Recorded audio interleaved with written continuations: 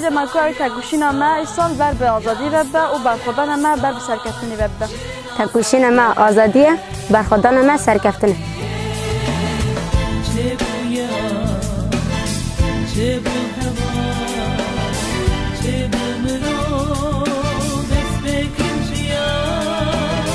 همه ببین پارسوان جیان آزاد و دنگ قیرین همو جنین آزادی خواست.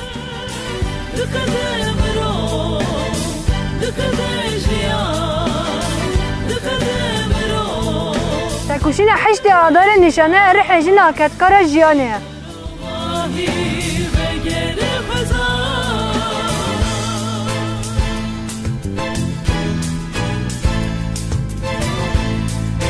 امی برح آمار هفرین او دایک عقیده ولات خواب پاریزن جیان آزاد مسوگر بکن.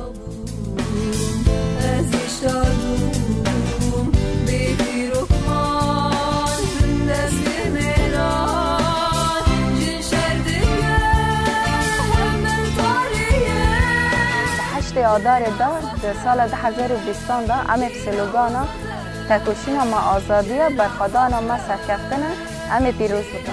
سلوگان ما ای سال 8 آدار تکوشین ما آزادیه برخودان ما سرکفتنه.